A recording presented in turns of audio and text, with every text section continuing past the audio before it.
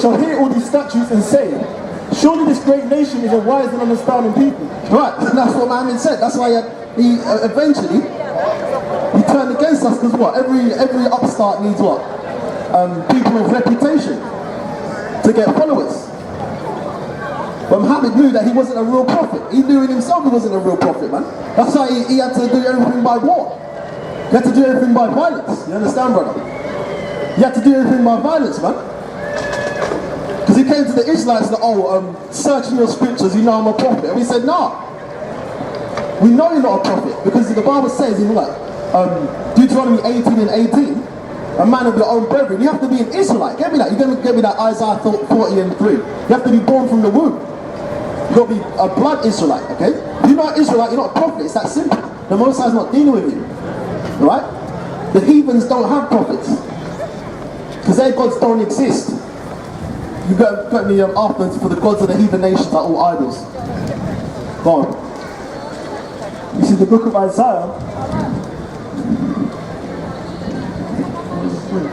Where's it, Jeremiah?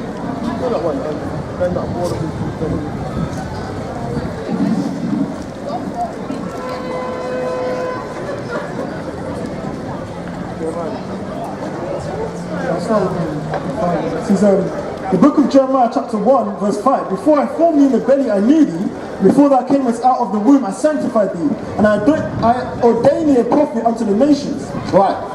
So us two out here and the rest that are acting pushing his works elsewhere around the four corners of this earth right now, before this destruction comes, the Most High produced us to do this before we were even born. Right? The Bible says that what? We were created, chosen from the foundations of the earth. So where the hell does Muhammad fit into that? He doesn't. Okay? Go on. The book of Isaiah chapter 46 and 3. Hearken unto me, O house of Jacob, and all the remnant of the house of Israel, which are born by me from the belly, which are carried from the womb. Right, which means you have to be born from the belly, which is blood related. Okay? Go on. That's why it's impossible to be a spiritual Israelite. I can't be a spiritual Caucasian or a spiritual Arab. That's ridiculous. Go on.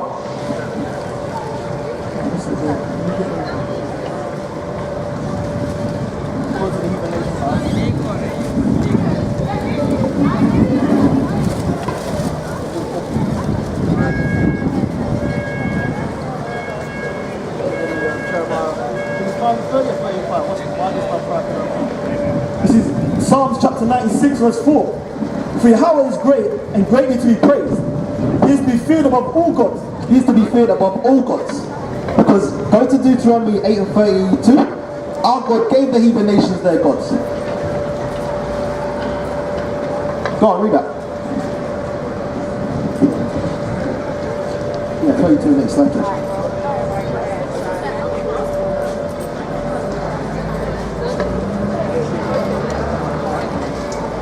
This is the book of Deuteronomy chapter 32 verse 8.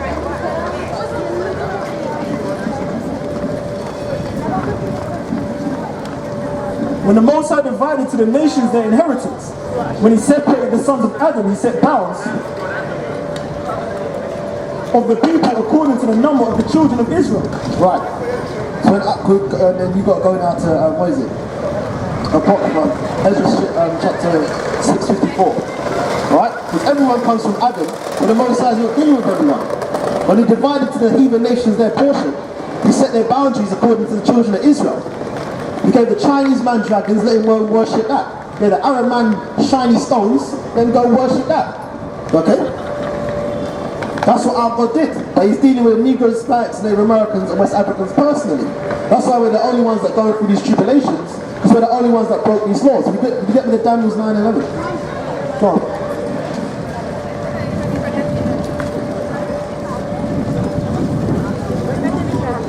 This is the book of Daniel chapter 9 verse 11. Yea, all Israel have transgressed thy law, even by departing. Right, all Israel transgressed my law by departing, because you followed the heathen nations' gods. Go on. That they might not obey thy voice, therefore the curse is poured upon us. Therefore the curse is poured upon us. That's why when you go into Deuteronomy 28, all the way down to 68, and you read out everything that's in the curses, at the end of it, you go to the end of it. And the Bible says that these shall be a sign and a wonder for you.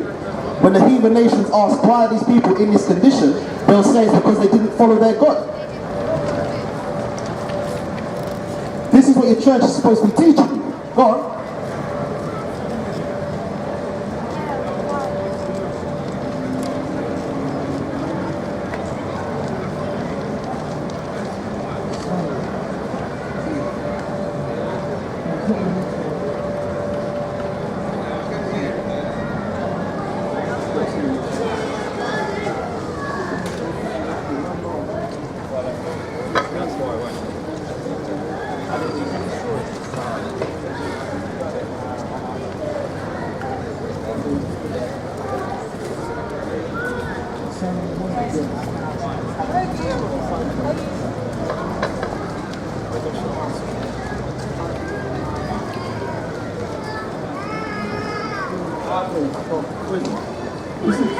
This is Deuteronomy chapter 28 verse 46.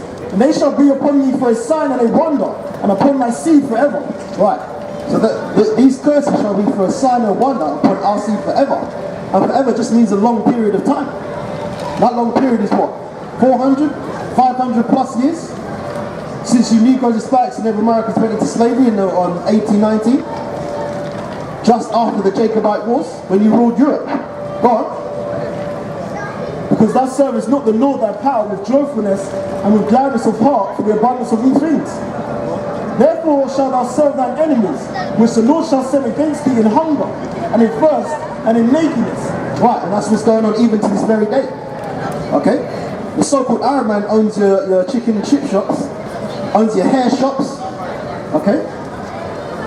The so-called Jewish man and the Caucasian man, you got to rent your yard from them, got to get a loan from them. Chinese man, they do up our women's hair and this and that.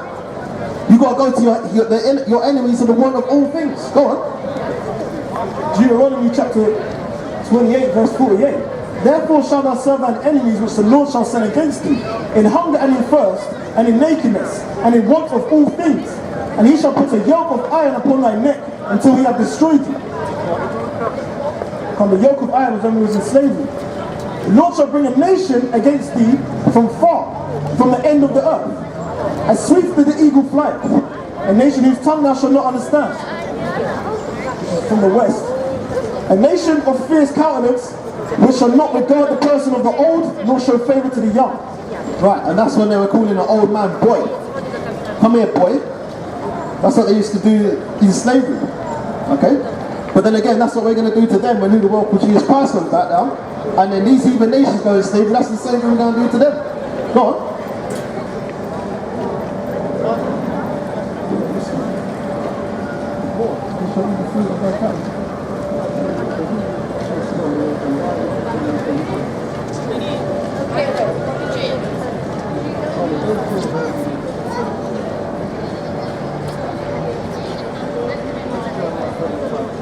Yeah, Jeremiah 30 and 5.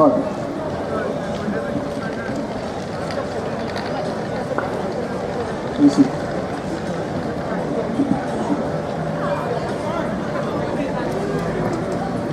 Yeah, you don't hold that one. 5 and 3. Why does sound cry to them affliction? The sorrows increase from the multitude of our sins.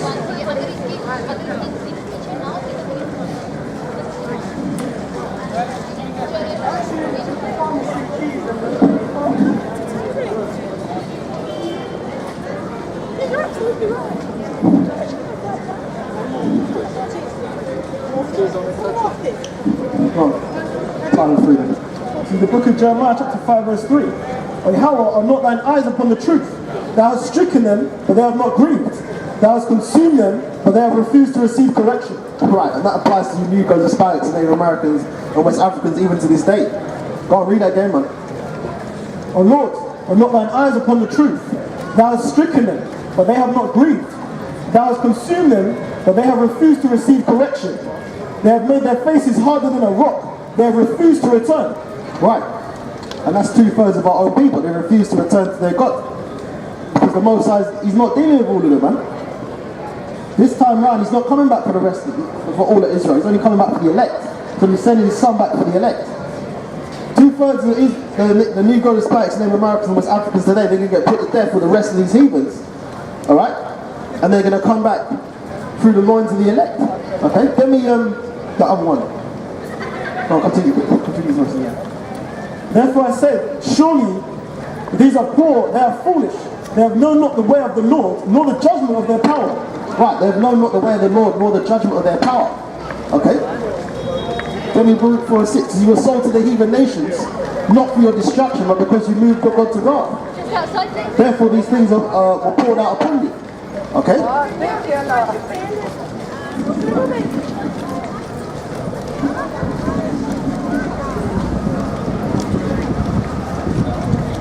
Look at Baruch chapter 4 verse 6. You were sold to the nations, not for your destruction, but because you moved God to wrath. You were delivered unto their enemies. Right, that's talking about the slavery that our people went into. The Arab slavery and the transatlantic slavery. We were sold to the heathen nations, not for our destruction, but because we moved our God to wrath by following their gods. Give me that Judith one, yeah? We didn't finish that Judith one. Because that goes into explicit detail into the heathen studying us. And you see what I'm saying? While they sin not against their God, they prospered. But then when we turn from him and follow the heathen nation's gods, God. Look at Judas chapter 5 verse 17. And whilst they sinned not before their God, they prospered, because the God that hated iniquity was with them. And when they departed from the way which he appointed them, when we departed from the way that our God had appointed us, because he's only dealing with us. Okay, God. They were destroyed in many battles very sore, and were led captives into a land that was not theirs. Right. So when we didn't follow the laws of our God, then he gave us into the hand of our enemies, such as the heathen nations that are round about us. Okay, go on. And the temple of their power was cast to the ground, and their cities were taken by the enemies. Right, their cities were taken by the enemies, not their friends. The heathen nations that are around about you are your enemies. They're your biblical enemies. Okay? So when you hear that scripture, love thine enemy, it's not talking about the heathen nations.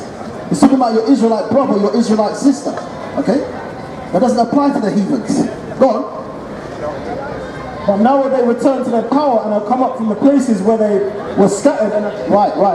Now, you Negroes, Hispanics, and Native Americans, and West Africans, and Latinos, now you're waking up in these last days to your remembrance that you're Israelites and you're returning to your God. Okay? His real name is Yahweh, and his son's name is Yahweh Shai. What Yeshua and Yahweh, which is Yiddish, okay? From them fake Jews, but they can't even pronounce the name of the Most High because his name is terrible unto the heathen, as it says in Malachi 1:14. Go on.